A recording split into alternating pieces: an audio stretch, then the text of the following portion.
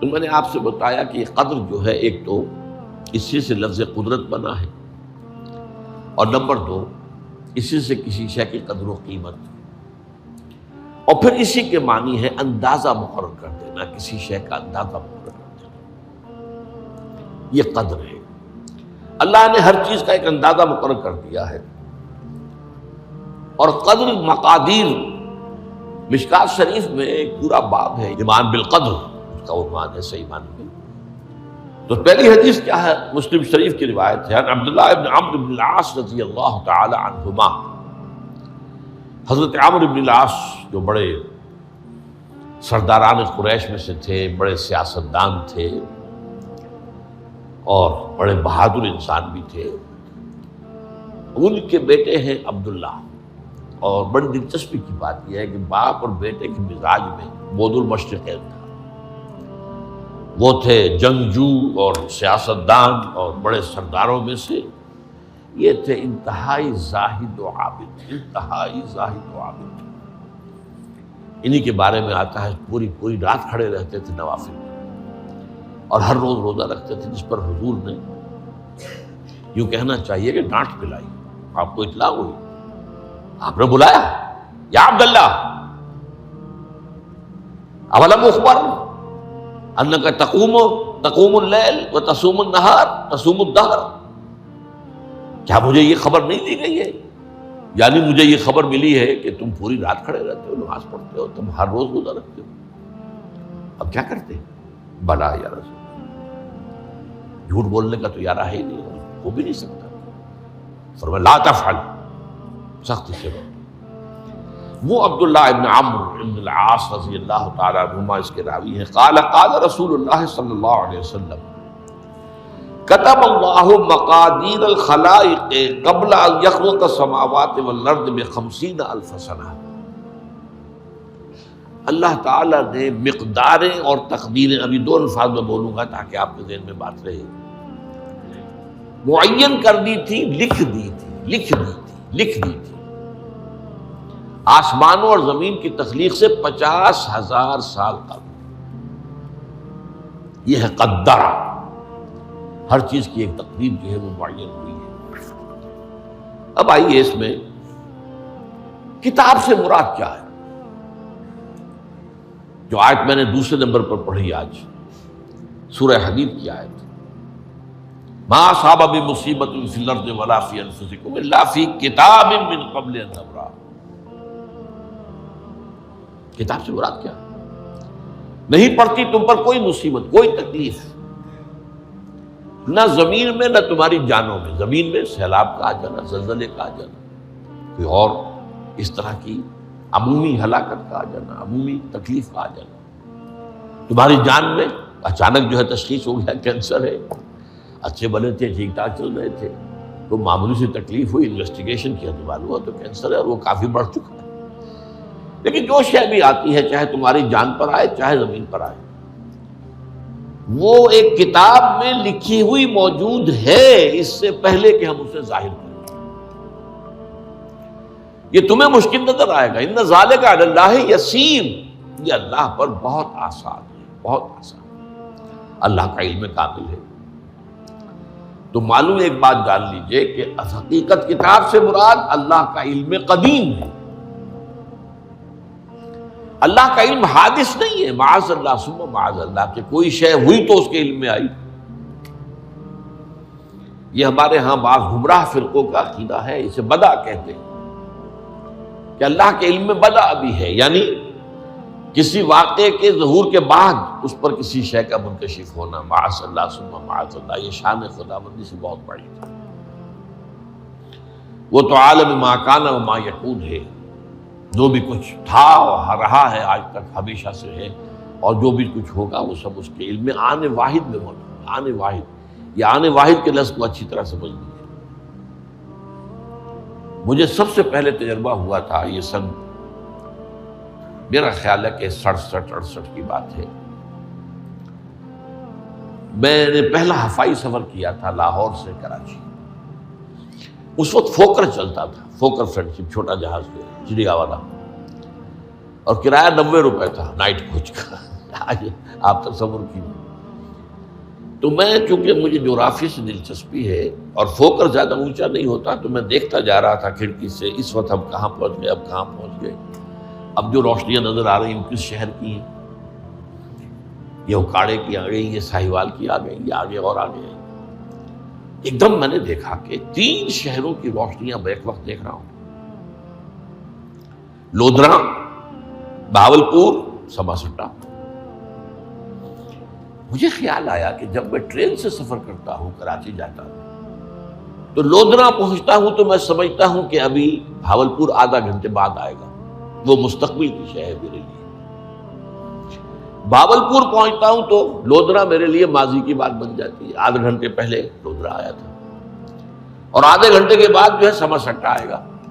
وہ میرے لیے مستقبل بن گیا، لودھرا ماضی بن گیا. لیکن اس بلندی پر میں بیک وقت دیکھ رہا ہوں لودھرا کو بھی اور بہاولپور کو بھی اور سماسٹا کو. یہ معاملہ جو ہے اس کو 1 ملین بلین سے ضرب دے لیجئے. اللہ تعالیٰ اس بلند مقام سے دیکھ رہا ہے جہاں اس کے مشاہدے میں، اس کے علم میں ماضی اور مستقبل کا کوئی سوال نہیں. آنے واحد. تو یہ در حقیقت کتاب جسے کہا گیا قرآن مجید میں بار بار بہت جگہوں پر آیا ہے. تو یہ کتاب جو ہے در حقیقت اللہ تعالیٰ کا علم قدیم، اس میں سب کچھ موجود ہے، ہمیشہ سے موجود ہے، لکھا ہوا موجود ہے، اور کوئی غلط نہیں ہو سکتا. آگے چل کر گفتگو ہوگی اصل میں بعد میں کہ تقدیر کے جو عام عقیدے میں ہم تقدیر کہتے ہیں اس کے 2 پہلو ہیں.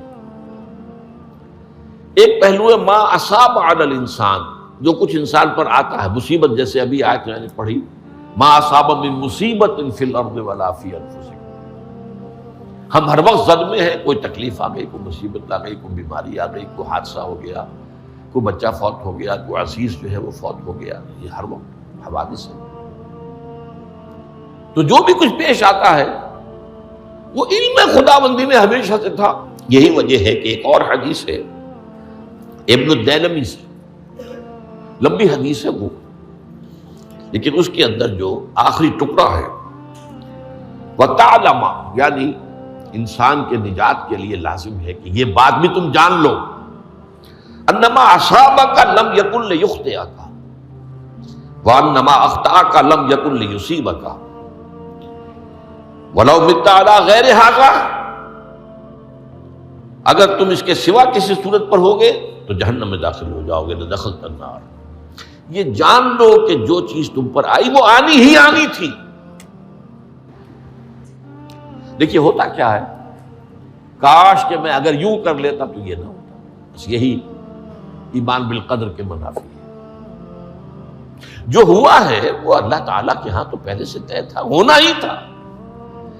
تمہاری کوئی تدبیر، کاش کہ میں اس وقت یہ کر لیتا. یہ لا، اسی لیے ایک حدیث میں الفاظ آئے ہیں ان کلمۃ لا تفتح عمل الشیطان. اس لا سے، کاش، اس سے شیطانی عمل شروع ہو جاتا. کاش کہ یہ ہو جاتا، کاش میں یہ نہ کرتا، کاش کہ ہو جاتا. تو یہ نہیں. تعلم انما اصابک لم یکن لیخطئک. تو جان لے اس بات کو کہ جو چیز تم پر آئی ہے وہ ہرگز ٹلنے والی نہیں تھی.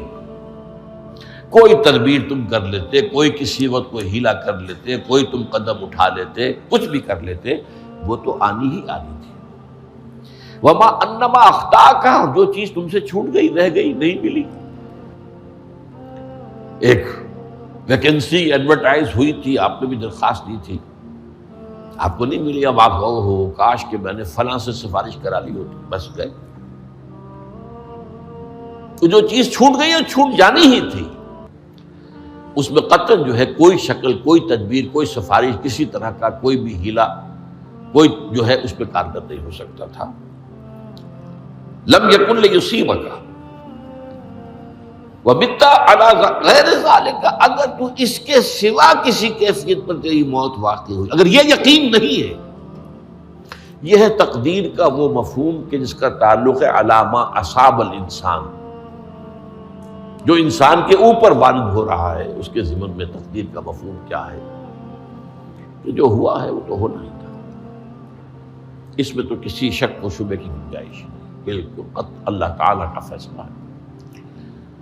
البتہ در حقیقت ایک دوسرا پہلو ہے، ما یفعل الانسان،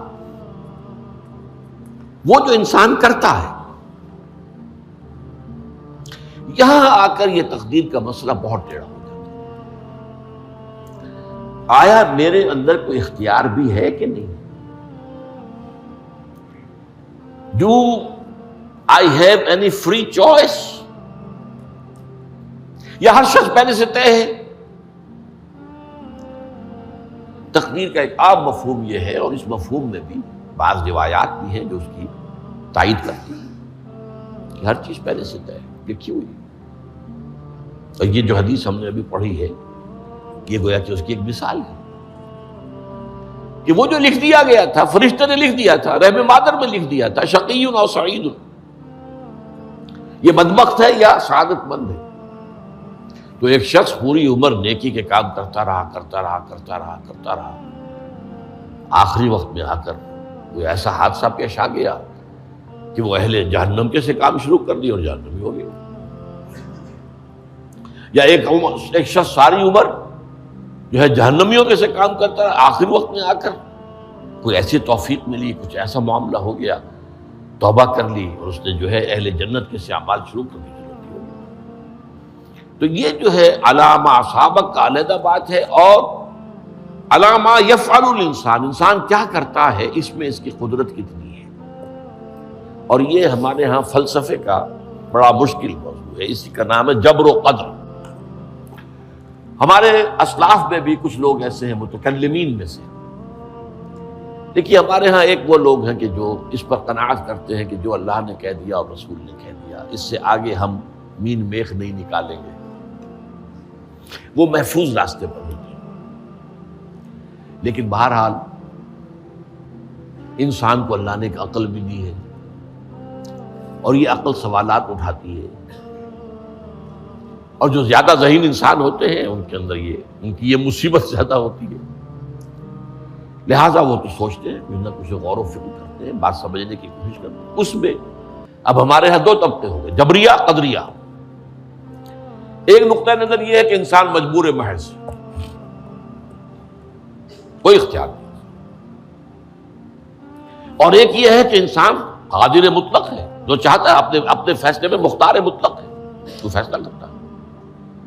انہیں قدریہ کہتے ہیں۔ تو جبریہ اور قدریہ ان کی بحثیں ہمارے یہاں، یہ وہی تقدیر کا مسئلہ جو میں نے کہا تھا، بحثوں میں آ کر الجھ جائے، آج تک حل نہیں ہوا، حل ہو سکتا ہی نہیں۔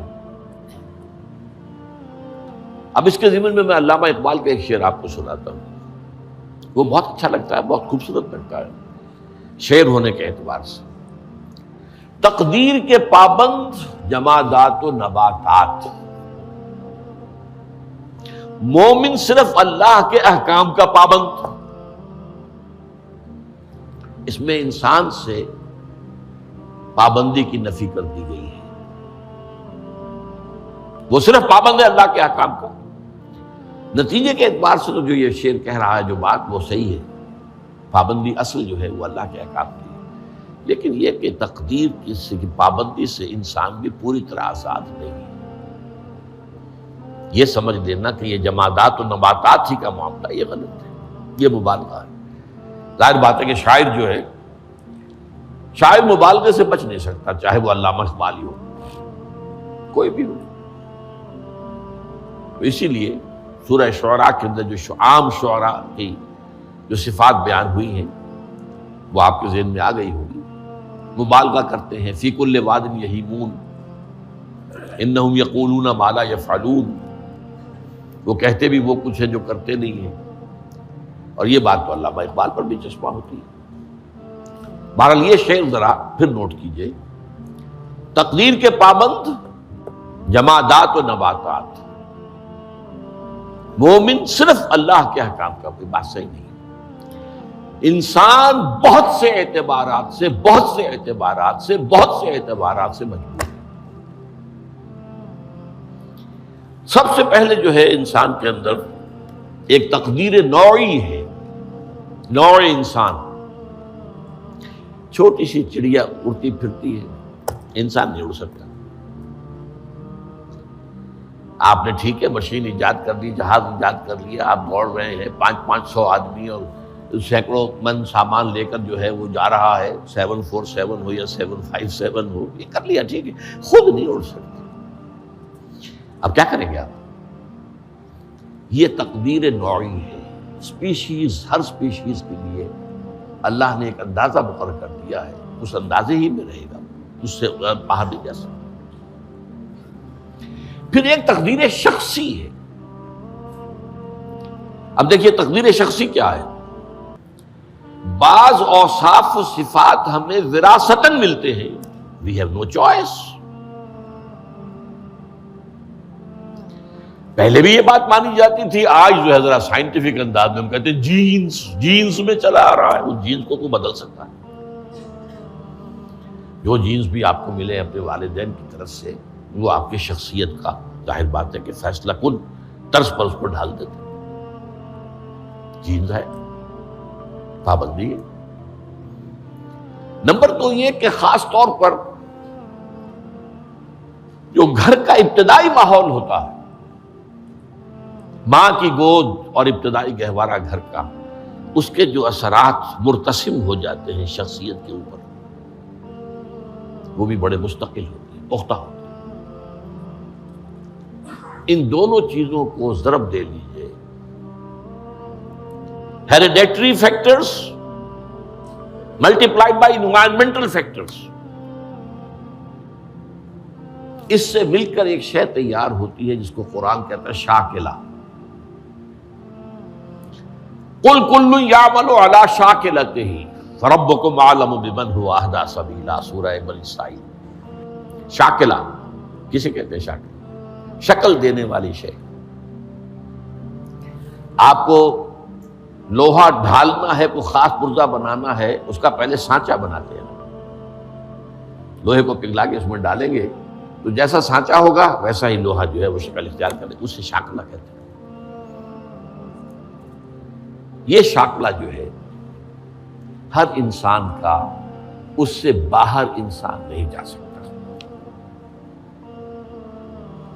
اس کے اندر سٹرگل ہوگی، اس کے اندر اس کی جد و جہد ہوگی، لیکن اس کا یہ مطلب نہیں ہے کہ اس کا کوئی فری چوائس ہے۔ فری چوائس ہے،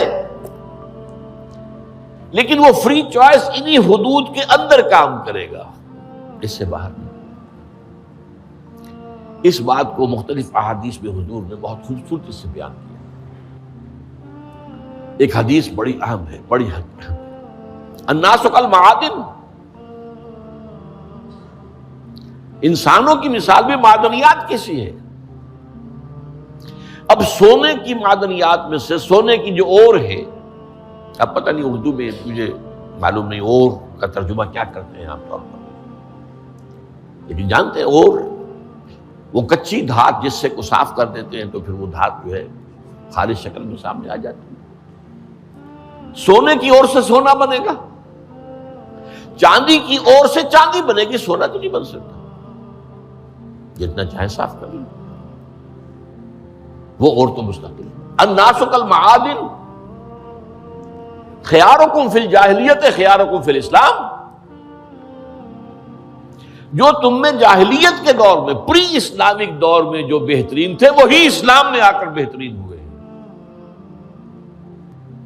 وہ اور سونے کی تھی، وہ صاف ہو گئی ہے، اور سونا جو ہے وہ نکھر کر خالص سونا بن کر آ گیا ہے، اسلام نے صاف کر دیا۔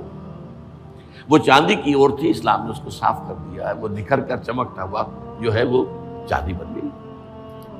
لیکن یہ کہ اضافہ، البتہ پھر اس میں ایک اضافہ کیا حضور نے، جبکہ ان کے اندر دین کا فہم داخل ہو جائے تو یہ کہ جو بہترین پہلے تھے وہی بہترین اب ہوں گے۔ اسلام لانے سے پہلے بھی بہترین ابو بکر تھے، اسلام لانے کے بعد بھی بہترین ابو بکر۔ حضور پر وحی سے پہلے بھی بہترین خاتون خدیجۃ الکبریٰ تھی، ایمان لانے کے بعد بھی بہترین خاتون خدیجۃ الکبریٰ تھی۔ اور دوسری حدیث سنیے، عن ابی الدرداء رضی اللہ تعالی عنہ قال بینما نحن عند رسول اللہ صلی اللہ علیہ وسلم اسی حال میں کہ ہم ایک روز ہم حضور کے پاس تھے، نتناکرون ما یکون، اور ہم ذرا سوچ رہے تھے کیا کیا کچھ پیش آنے والا ہے دنیا میں۔ اذ قال رسول اللہ صلی اللہ علیہ وسلم، جبکہ حضور نے ہم سے ایک بات کہی، بڑی غور سے سنیے۔ اذا سمعتم بجبل انزال عن مکانہ فصدقوہ، اگر تم یہ سنو کہ کوئی پہاڑ اپنی جگہ سے ٹل گیا تو مان لینا۔